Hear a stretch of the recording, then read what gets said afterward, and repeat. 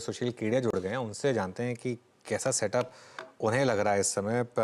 सुशील जी, पहले stock specific बात कर लेते हैं आज, क्योंकि मार्केट में वापस स्टॉक स्पेसिफिक मूव्स आने शुरू हो गए हैं। तो आपके top conviction ideas, top long idea, top short idea क्या रहेंगे? तो देखिए, सेक्टर रोटेशंस ही निफ्टी को एक मॉडेस्ट मूव क्रिएट करने देते हैं। सारे सेक्टर एक साथ चलते नहीं है। तो अब हमने एक एक करके मेटल्स में शॉर्ट सेलिंग करनी है, जिसमें हिंडाल्को का शॉर्ट सेल सिग्नल ऑलरेडी आ गया। यहां से वापस हिंडाल्को 100 रुपया लुढ़क जाए तो कोई बड़ी बात नहीं है, और हो सकता है आज नहीं तो कल, कल नहीं तो परसों टिस्को, जेएसडब्ल्यू स्टील, सेल और कोल इंडिया में भी शॉर्ट सेल के सिग्नल्स की अब हम बिल्कुल ईगरली वेट कर रहे हैं। तो ये तो हो गए शॉर्ट्स। और फार्मा में भी जो थकावट है लार्ज फार्मा में, उसमें ग्लेनमार्क फार्मा में Contra modest short cell signal है इस वक्त। अगर स्टॉप लॉस नहीं लगता है और अगले 2-3 दिन वो और नीचे बंद हो जाता है तो फिर हम सौदे को बढ़ाएंगे। और हो सकता है कि पॉलीकैब भी अब यहां से एक राउंड और देगा। बड़े झटके की मंदी का संभव है, स्टॉप लॉसेस रखने होंगे लोगों को। और बिग लॉन्ग में हो सकता है कि जी अब यहां से इतना घट चुका है कि इसको 50% बढ़ने में तो टाइम नहीं लगेगा। हो सकता है वो चाल अब शुरू हो गई उसी। तो ये कुछ बिग लॉन्ग शॉर्ट्स की आइडियाज है, और हम बाकी भी सेक्टर्स पे चर्चा कर सकते हैं। सभी जगह कुछ लॉन्ग और कुछ शॉर्ट हैं। पीवीआर एक और स्टॉक था जो आपके रेडार पर था, कल अच्छा मूव आया था इसमें। यहाँ पर क्या वो ब्रेकआउट अभी भी ऑन है? कौन सा स्टॉक आपने कहा? पीवीआर आइनॉक्स। हाँ जी, पीवीआर एक राउंड देखिए बढ़त का दे चुका है, और भले इसमें 1800-1900 की चाल है, तो रोज लेते जाए ऐसा नहीं है। इसको पुलबैक आएगा तो पुलबैक में लेना उचित होगा। यहीं चढ़ के ले लें, ऐसी चार्ट अभी नहीं लग रही है। बैंकों में कुछ इंटरेस्टिंग है क्या ट्रेड्स? मिड कैप बैंक्स में, प्राइवेट पीएसयू, कोई स्टॉक जो आपको लॉन्ग या शॉर्ट साइड पर अच्छा लग रहा हो? देखिए, बंधन बैंक जो है ना, इसकी चाल हमेशा ही बाकी के बैंकों से अलग रहती है। तो थोड़ी बढ़त अगर बैंक्स ने ले ली है लास्ट लास्ट 15-20 दिन में, और पिछले 3 महीने में भी बिल्कुल डॉग अंडर परफॉर्म रहा है, तो मुझे लग रहा है कि बंधन बैंक में 260-70 की चाल शुरू हो चुकी है। वॉलेटाइल है स्टॉक, तो पोजीशन की साइज को लिमिट में रखना चाहिए। और जिस बुरी तरह से एयू बैंक भी पिट करके पड़ा रह गया नीचे, अब उसमें भी एक रिवर्सल बन गया है। पर रिवर्सल का मतलब ये नहीं कि मैं अभी बोलूं और लोग अभी चढ़ के ले लें। फुल बैक्स में इनको बाई करना है। और आईडीएफसी फर्स्ट बैंक की चार्ट मुझे बहुत ही पावरफुल लग रही है। यहां से 45-50% तक की चाल अगले 3 महीने 2 महीने में देखने मिले, ऐसा हमारा अनुमान है। देखिए, बड़ा ब्लॉक कोई बेच रहा है तो घबराहट में लोग यही सोचते हैं क्यों बेच रहा है। ये भी तो सोचो जो ले रहा है वो क्यों ले रहा है। चार्ट मेरे हिसाब से इस वक्त आईडीएफसी बैंक के बड़े ब्लॉक के बायर के फेवर में है, सेलर के फेवर में नहीं है। सेलर गलत भाव पे बेच रहा है, बायर राइट भाव पे ले रहा है। और हम आईडीएफसी फर्स्ट बैंक में लॉन्ग पोजीशंस अपने क्लाइंट्स की बनवा चुके हैं। हम लॉन्ग बैठे हैं इसमें। ओके, आईडीएफसी फर्स्ट बैंक में लॉन्ग। सुशील जी नमस्कार, वीरेंद्र बोल रहा हूँ। नमस्कार। एक बार एक आपने टर्म का इस्तेमाल किया था, शॉर्ट एवरीथिंग, जब बाजार का थोड़ा सा नाजुक फेज था। बट अदानी ग्रुप के स्टॉक्स को शॉर्ट मत कीजिएगा, उस वक्त हमारी अदानी पोर्ट से बात हुई थी। अब 1408 all time high Adani ports पे लग गया है। अब सेंस क्या बन रहा है इस स्मार्ट प्राइस परफॉर्मर पे आपका 1408 पर? देखिए, अगर पीसीआर ये चार्ट अडानी पोर्ट की दिखा पा रहा है जो मेरे स्क्रीन पर है, तो भले ही अब अडानी पोर्ट्स ने एक और नया हाई बनाया है, तो अगर बाजार का राजा भाव है तो बाजार की रानी मोमेंटम है। मोमेंटम को चाहे आप आरएसआई से मेजर कीजिए, मैगडी से कीजिए, आरओसी से कीजिए, जिस किसी चीज से आप करो, मोमेंटम अगर रानी अगर राजा का साथ नहीं दे रही है तो राजा बहुत दूर तक नहीं जा पाएगा, उसको लौट के जाना ही पड़ेगा। तो अब अडानी पोर्ट्स हमारी नेवर शॉर्ट की लिस्ट से निकल के time to time we will play shorts की लिस्ट पे आ गया है। आज, कल, ज्यादा से ज्यादा परसों अब हम इसको शॉर्ट सेल करने की तैयारी में है। जो कि ये 1400 का मुझे लगता है एक झटके में सीधे सीधे 1100 तक गिर जाएगा तो कोई बड़ी बात नहीं होगी।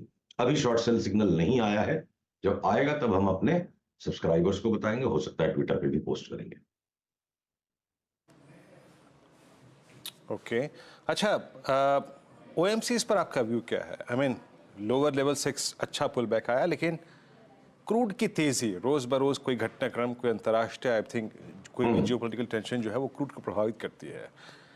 बट ये मोमेंटम कंटिन्यू करेगा? जो जो जो हमने मार्च सेकंड हाफ में डिप देखा उसको बाजार ने हाथों हाथ ले लिया, पर ये क्या परसिस्ट करेगा? इसको कैरी करना चाहिए अभी?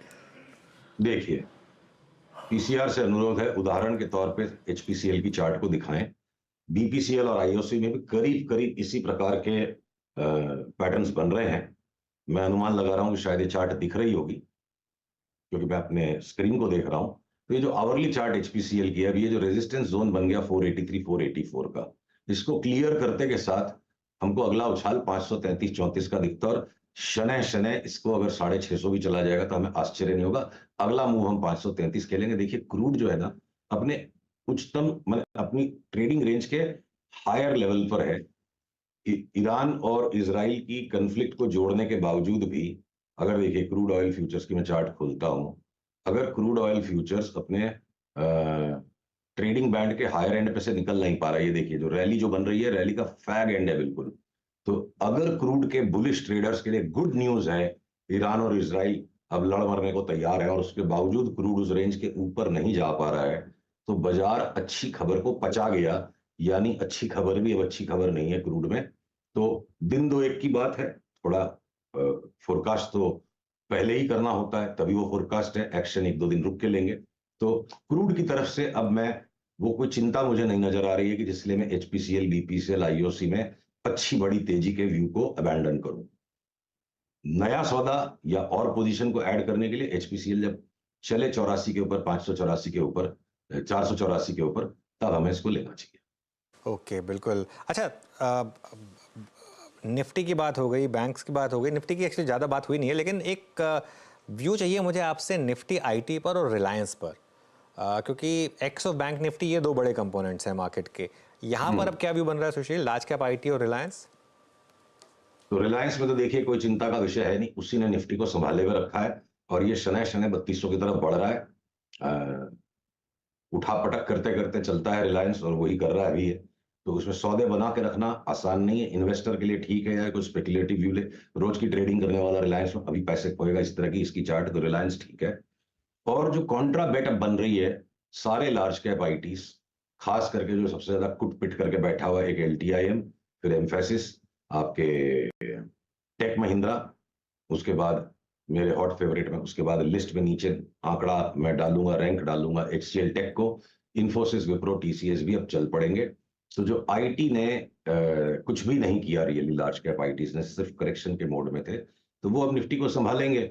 और हो सकता है मेटल्स में जो बड़ी मंदी है, साथ में ऑटो में मुझे बड़ा करेक्शन लगता है। जो टाटा मोटर्स को मैंने 2020 से लेकर अभी तक चाणक्य चोटी बांध के बैठा था कि इसको 100 शेयर शॉर्ट नहीं करना है, बार बार लेके ही बेचना है, अब टाटा मोटर्स भी सरक कर हमारी उस लिस्ट पे चला गया कि टाइम टू टाइम हम टाटा मोटर्स में शॉर्ट भी करेंगे।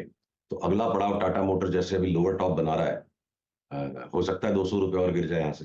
तो इतने सारे स्टॉक्स में, मेटल्स में, ऑटोज में करेक्शन आना है, तो अब आईटी संभालेगा बाजार को रिलायंस के साथ साथ। अडानी ने भी अब थकावट दिखाना शुरू कर दी है, तब जगह बन गई कि आईटी बढ़े और फिर भी इंडेक्स 22,800 के ऊपर ना जाए। चाणक्य चोटी, ये क्या होता है सुशील जी? अब मैं पहली बार सुन रहा हूँ। आई डोंट नो अगर वीरू ने सुना है। चाणक्य ने चोटी बांध ली थी कि मैं चोटी तब तक नहीं खोलूंगा जब तक मैं चंद्रगुप्त मौर्य को राजा ना बना दूं। ओके, मन का बदला नहीं लूंगा। हाँ। अच्छा, तो वो क्या मतलब एक तरीके से आपकी कसम हो गई कि बस इस तरीके से मान लें इसको? नहीं, देखिए क्या है, इतने सारे स्टॉक्स है, कभी कोई करेक्शन दे रहा है, पर कोई जो बहुत बड़े डीप करेक्शन में जाएगा तो स्टॉक्स को हम क्या करते हैं, 200 स्टॉक्स, करीब 180 स्टॉक्स है एफएनओ में, तो लिस्ट में डाल देते कि भाई इनको शॉर्ट नहीं करना, इनको लॉन्ग नहीं करना है।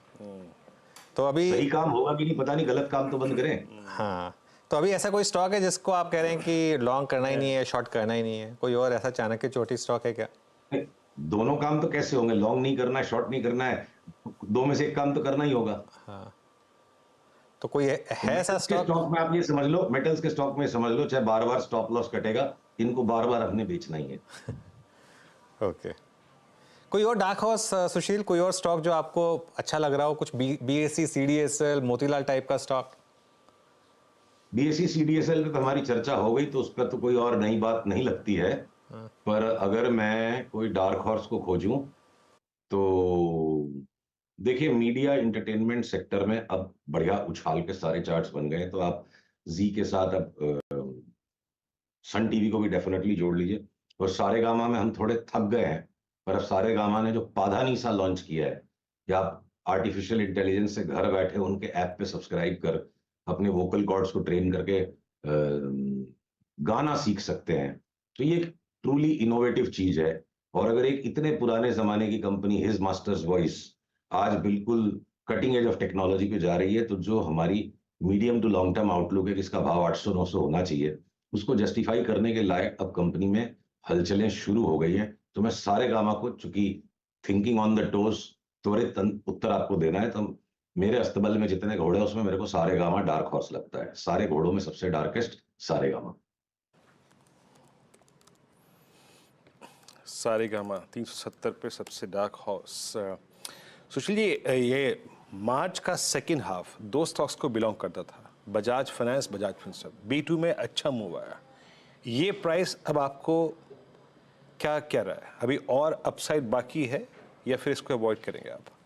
अपनी बात हुई थी इन दोनों ही स्टॉक्स पे, और अगर पीसीआर चार्ट दिखा पा रहा है तो हमारी बात करीब इस स्तर पे 6600 पे हो गई थी कि 7800 तक की रैली बजाज फाइनेंस में आ सकती है, और हो सकता है कि क्या पता 8000 तक भी चली जाए। तो देखिए, ये एक रैली ही है।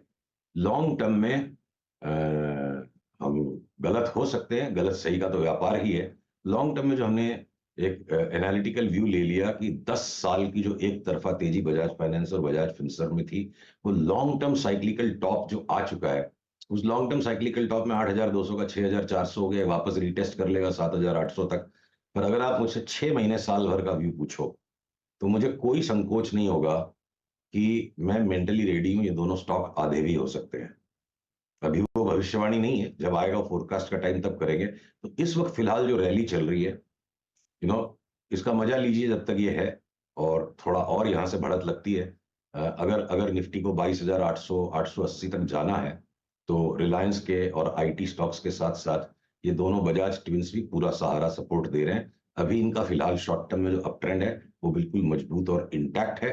पर मैंने दोनों टाइम फ्रेम पे बात इसलिए की कि खाली इतना बोल के निकल जाए बजाज फाइनेंस, बजाज फिनसर्व अच्छे लगते हैं, बहुत ज्यादा पॉपुलर है स्टॉक्स, लोग उसको लॉन्ग टर्म के लिए ले लेंगे, और फिर 3 महीने बाद भला बुरा सुनना पड़ेगा कि आपने फंसा दिया। तो फिलहाल एक शॉर्ट टर्म रैली है, उसका मजा लीजिए, और जब ये खत्म होगी तो वापस शॉर्ट करेंगे।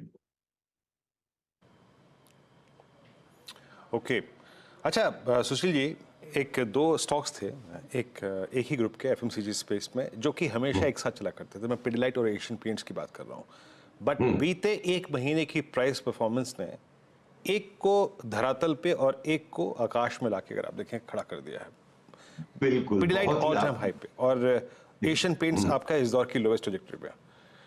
इसमें से क्या ट्रेडेबल है दोनों में से? आपने बहुत ही बढ़िया प्रश्न पूछा, बहुत ही सटीक सामयिक प्रश्न है ये। पीसीआर से अनुरोध है पिडिलाइट की जो चार्ट में दिखा रहा हूं उसको संप्रेषित किया जाए। आपकी हमारी जो बात हुई थी 2560 के ब्रेकआउट पे कि पिडिलाइट तकरीबन 3040-50 चला जाएगा, उसके भी ऊपर चला गया। अब पिडिलाइट की चार्ट तैयार है कि खाओ पियो बेचो और यहां से मुनाफा लेके निकलो।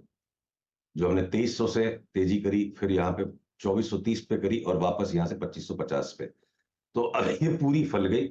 एशियन पेंट्स में तो अब यहां से मुनाफाखोरी का समय आ चुका है।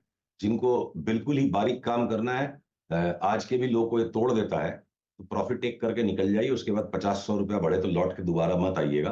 और एशियन पेंट्स की चार्ट ने जो करीब करीब धोखा कर दिया है, और वो पड़ी रह गई है नीचे, तो अब ये जो है बिल्कुल तैयार है ये चार्ट ट्रेडर्स के लिए। अभी तक ऊपर का ट्रेंड शुरू नहीं हुआ है, तो जब तक ट्रेंड नहीं हो, ट्रेडर्स थक के गलत टाइम पे स्टॉप लॉसेस कर देंगे, तो इसलिए ट्रेडर्स को भी एंट्री नहीं करनी चाहिए।